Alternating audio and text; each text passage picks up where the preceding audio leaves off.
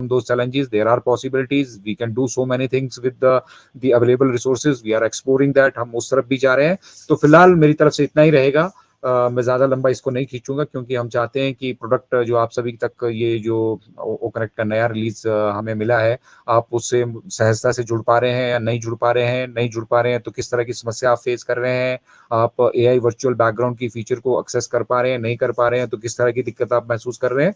ये मिलजुल कर हम आपस में यहाँ पे सभी लोग शेयर करें और साथ ही साथ पॉजिटिविटी बनाए रखिए दोस्तों. आपकी नेगेटिविटी से, आपके अच्छा सोचने से, बुरा सोचने से, मुझे 4 गाली देख के अगर आपको संतुष्टि मिलती है तो जरूर 4 गाली दीजिए, लेकिन एक बार सुन जरूर लीजिए कि मैं कहना क्या चाह रहा हूँ. और एक बार फॉर गॉड सेक मतलब एक बार उन चीजों को अगर आप ध्यान से सुनेंगे, ध्यान से समझने की कोशिश करेंगे, ग्रैब करने की कोशिश करेंगे. ये कोई मैं यहाँ पे उपदेश नहीं दे रहा हूँ या मुझे यहाँ से कोई फैन फॉलोइंग की अपेक्षा नहीं है. मैं चाहता हूँ कि मिस्टर ऐश जो कर रहे हैं उनके एफर्ट्स को एटलीस्ट हम रिकॉग्नाइज करें, उनके एफर्ट्स को हम समझें. वो जो सेक्रीफाइस पूरे वर्ल्ड के लिए कर रहे हैं, पूरी दुनिया के लिए कर रहे हैं, तो अगर हमारे जीवन में ये दुख परेशानियां कुछ और पलों के लिए ठहर जाती हैं तो ये उनका अंतिम पड़ाव है.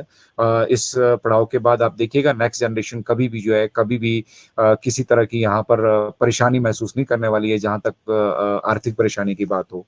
तो प्लीज सभी लोग मिस्टर ऐश को जरूर अप्रिशिएट करें और जरूर जो है पॉजिटिविटी का जो एनवायरनमेंट है अपने आसपास फैलाएं, क्योंकि बहुत मुश्किल से ये फाउंडरशिप है. कुछ भाई बहन नाराजगी के कारण, समझ नहीं पाने के कारण, या फिर गुस्से के कारण, या फिर उनके ब्लेसर्स ने उनको गलत तरीके से ब्रीफ किया है, या फिर किसी ने उनको चीट किया है, जो कुछ भी उनके जीवन में घटा है, वो अपनी फाउंडरशिप ना खो दें, इस बात का भय मुझे हमेशा लगा रहता है. और इसीलिए अतुल्य भारत के मंच से हम सभी को ये भय लगा रहता है. इसीलिए हम कोशिश करते हैं दोस्तों आप सभी से जुड़ने की, आप सभी को इतना कुछ कहने की, बोलने की, ताकि जितने भी लोग हमारे से यहाँ पे जुड़ पा रहे हैं वो ऑन पैसिव के विजन को समझ पाए, मिशन को समझ पाए, ये समझ पाए कि अगर कोई आपके साथ आकर यहाँ पे कुछ भी आपके साथ शेयर कर रहा है, वो चीजें बैक ऑफिस से मैच नहीं खा रही हैं, तो 19-20 का फर्क हो सकता है. क्योंकि कुछ अपडेट्स जो मिस्टर ऐश देते हैं वो बैक ऑफिस में नहीं लिखी होती है, उतना हम मानते हैं, लेकिन वो 19-20 ही होना चाहिए. वो इस तरह से नहीं हो जाना चाहिए कि भी अगले हफ्ते में सब कुछ होने वाला है, अब 10 दिन का मिला है, 1 अप्रैल को धमाका.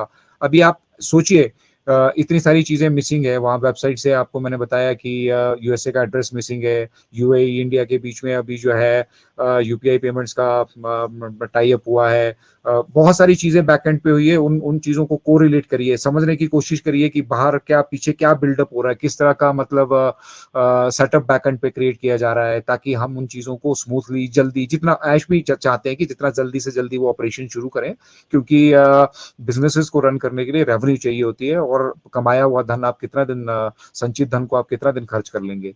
तो उनको वो पेमेंट्स करनी है. अगर वो कनेक्ट हमें उन्होंने दिया है 10 दिन के लिए एक्स्ट्रा, तो उसके भी पैसे वो अपनी तरफ से पे कर रहे हैं. उनके एम्प्लॉइज 24/7 बैठे हैं कि किसी तरह का कोई दिक्कत परेशानी यहाँ ना आए, वेबिनार स्मूथली होते रहें, और अगर कोई दिक्कत परेशानी आ रही है तो उनको बैकएंड पे नोट भी करें. तो इन सब के लिए टेक्नोलॉजी को बिल्ड करने के लिए पैसा कौन खर्च कर रहा है.